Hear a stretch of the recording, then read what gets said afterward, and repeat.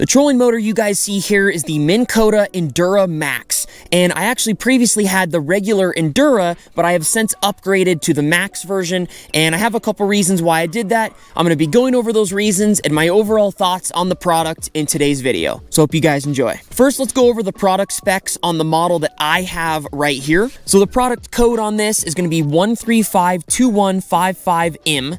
This is a freshwater trolling motor. The shaft length on mine is 36 inches. This has 55-pound thrust. The voltage is 12, and the MSRP is coming in at about $320.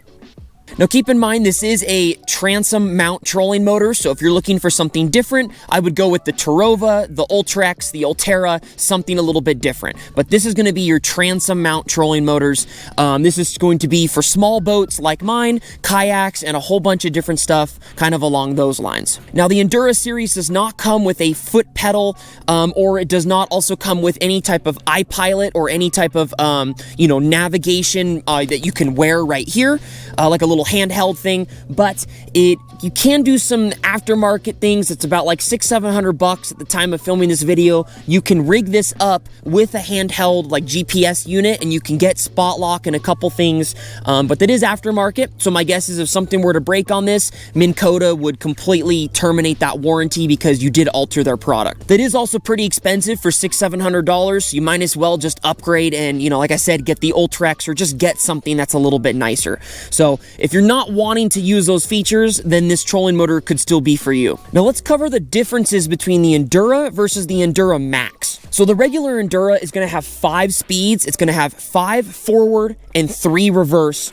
The Endura Max is a variable speed, so it's basically anywhere between like 0 and 100. So you can get very specific on the exact speed, that you want. The regular Endura C2 also just has a standard circuit inside, versus the Endura Max has what they call a PWM circuit, which basically it gives less stuttering and, it helps you run smoother on the water. And I'll get into a little bit more of that later. Now, because of that PWM circuit, this has much better battery utility at slower speeds. And that was kind of what I was talking about. It doesn't stutter. The circuit helps kind of maintain those slow speeds while using less amount of power. So, you're basically, for instance, for people like me trolling all day, that is where that really comes in handy, because I may only be going like 1.2, 1.3 miles an hour, but I may be doing that for 7 hours straight.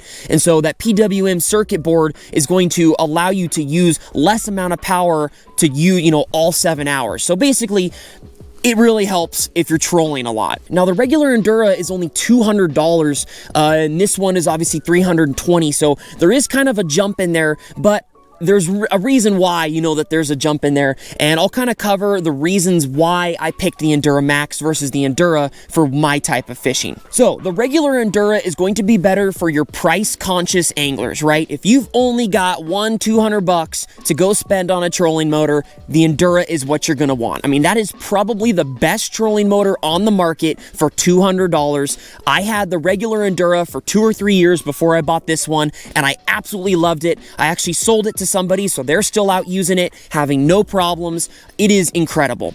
It's also, in my opinion, better if you have a small boat like mine and you're just bass fishing.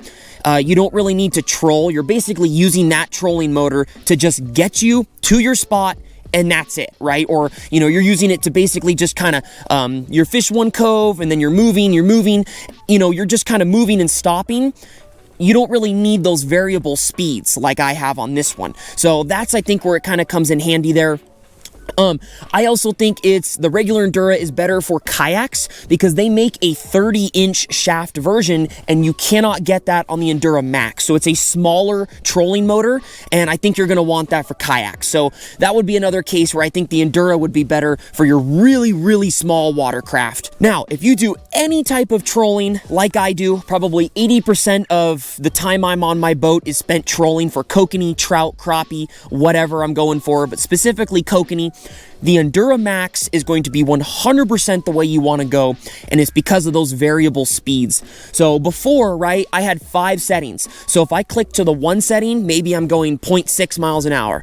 I click to the 2 setting and I'm going maybe 1.1 miles an hour. The 3 setting, 1.4, 1.5, right? There's not, I mean, you pretty much have to be at those 5 settings. If those fish, if you want to go slower or faster, boo-hoo, you're not going to do it. But with the variable speed, if I'm going 1.2 miles an hour and I want to go 1.25 miles an hour or 1.3, all I got to do is just a little movement and boom, I'm going the exact speed I want. And especially with kokanee, that comes in handy big time because just the difference between 0.1 miles an hour could be the difference between catching fish and not catching fish. So those variable speeds, any of you thinking about doing trolling with this boat, 100% that is going to just be night and day difference for you on the water. Oh my gosh, right away. Right away. Okay, I'm gonna try speeding up here real quick. Yep. Clockwork. The second you speed up, game on.